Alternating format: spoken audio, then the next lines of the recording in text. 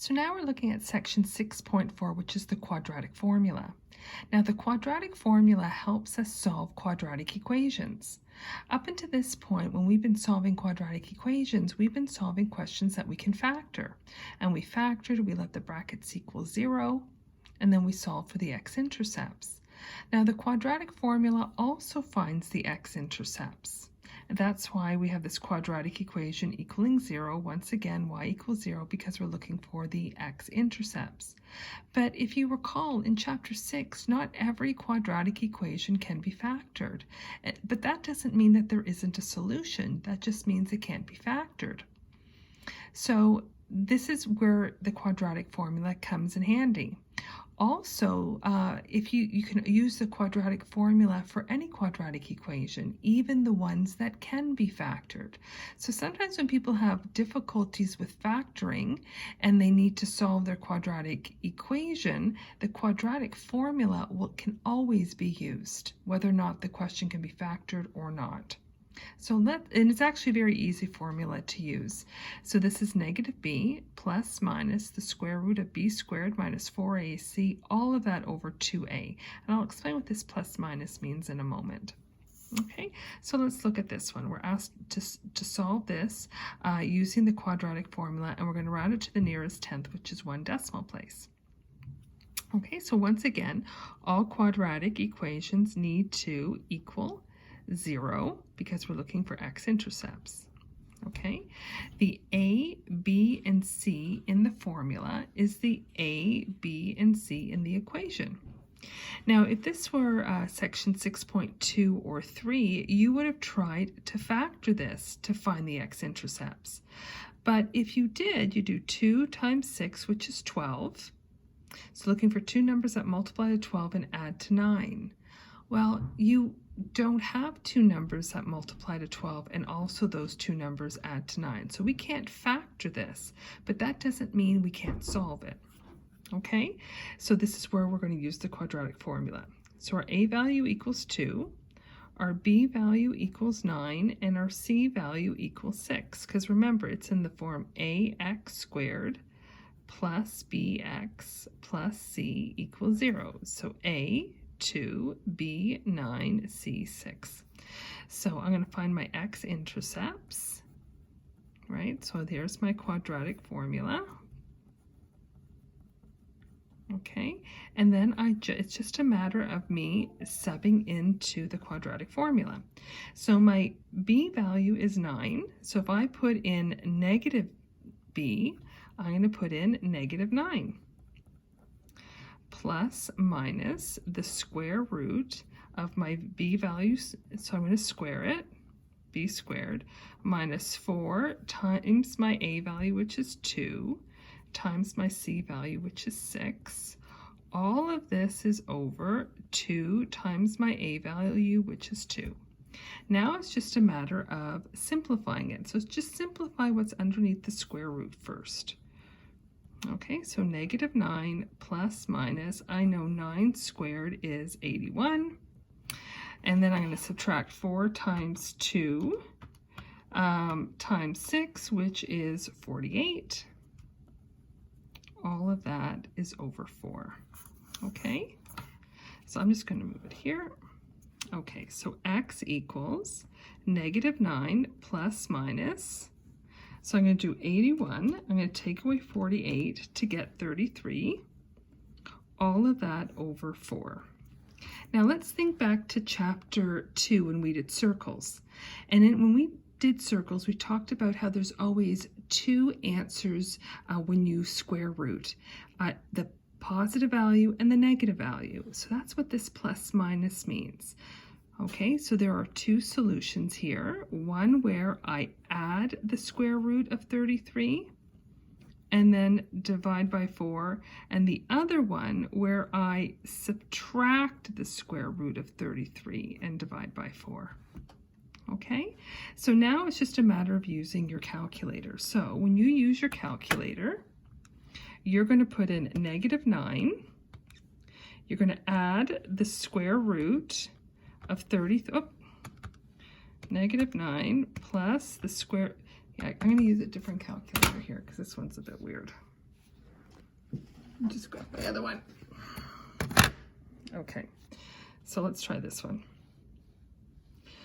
So -9 plus the square root of 33. So I've done this part right here. At this point, hit the equal button, okay? And you get a decimal. Now you're going to divide that by 4, and that we're going to do this to one decimal place. So this is -0.8. Okay, and now we're going to do it again for the next one. So I'm going to again hit -9. This time I subtract the square root of 33. Make sure you hit the equal sign, then divide it by 4, hit equal, and I get -3.7. And these are my two x-intercepts. Okay, it's very important after you do this part here, the numerator, to hit equal and then divide it by 4. Because sometimes people do everything correct up until this point, but get the answer incorrect because they're using their calculator incorrectly. Okay, let's try another one. Same idea. Now this one, I believe, can be factored. You could factor this one. But here we're just going to be practicing how to use the quadratic formula. Okay, so once again, my a value here is 4, my b value is -12, and my c value is 9. Okay, so once again, I'm going to sub into my quadratic formula.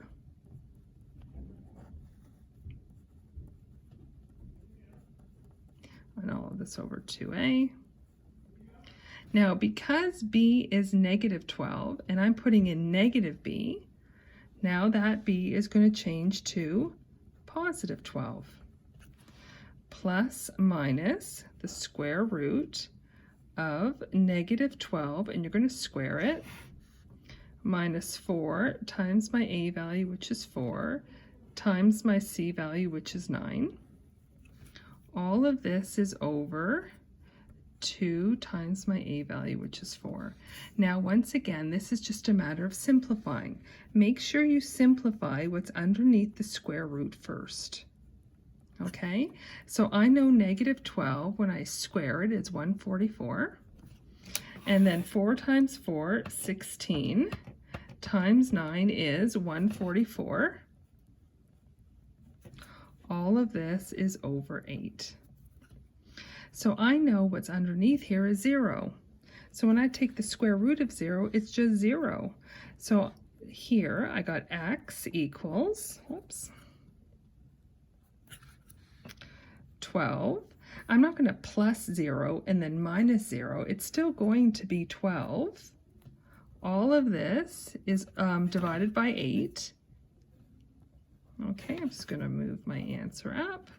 So I know 12 divided by 8 is, we're going to do it to one decimal place, is 1.5. So this is an example where I only have one x-intercept, okay? Because here, this is 0, so I'm not going to do 12 plus 0, 12 minus 0. It's still going to be 12. So I'd have 12 over 8, and then I get 1.5. Okay, let's move on. Okay, let's try this one here. Same idea, always identify your a value is 1. The b value here is -4, c is 7. Once again, you put everything into your quadratic formula. And once you try it a few times, it's pretty straightforward. Okay? So again, because my b value is negative and it's negative b, this is going to be +4 plus minus square root -4. I'm going to square it, minus 4 times a times c. All of this over 2 times my a value. So here, I know that -4 squared is 16. negative 4 times 1 times 28 is negative 28. All of this over 2. Okay, I keep going. Now I notice here, when I take 16 and I subtract 28, I get negative 2. Now this is a bit of a problem. Try taking the square root of a negative number. And if you tried, you're going to get an error. So this tells me that there is no solution. And the reason there is no solution is because I can't square root a negative number. So what does no solution mean? This means that when I graph this, let's say, I don't have an x-intercept. That's what no solution means. Okay? The first example, I had 2 x-intercepts, right? One here and one here. The second example, I had 1 x-intercept right here. Okay, so with a quadratic equation, sometimes you have 2 solutions, or you could have 1 solution, or like right here, no solution. And you know you have no solution if you have a negative sign underneath the square root. Okay, let's look at one last one. Let's look at this one right here. Okay, so this is negative x squared plus 8. Remember, it's in this form. So my a value is negative 1. I notice I don't have a b value. So if I don't have a b value, what does that mean my b value equals? My b value equals, if I don't have one, it's 0. My c value is 8. Once again, I take all that information and sub it into my quadratic formula. Now, because b is 0, I don't even have to write it. But if you did, you just write 0, but it's not necessary. And then if I take 0 and I square it, I'm still going to get 0, right? Minus 4 times my a value. Now, be careful, your a value is negative, times your c value, which is 8. All of this over 2 times my a value, which is negative 1. Okay, now this is gone because it's 0. I know 0 squared is just 0, so be careful here. This is a negative and a negative, and when you multiply a negative and a negative, so we still have this plus minus here, I didn't mean to cross that out, you get 32 positive, negative 4 times negative 1, positive 4 times 8, positive 32, all of this over negative 2. Okay, so once again, you're going to take your calculator out. You're going to do the positive and the negative separately. So positive 32, we're going to square root that, and we're going to divide that by negative 2, and we're going to do it to 1 decimal place again. So I'm going to take my calculator again. I take the square root of 32. Then I'm going to, my calculator changes it to a radical, but your calculator will change it to a decimal. Then you're going to divide that by negative 2.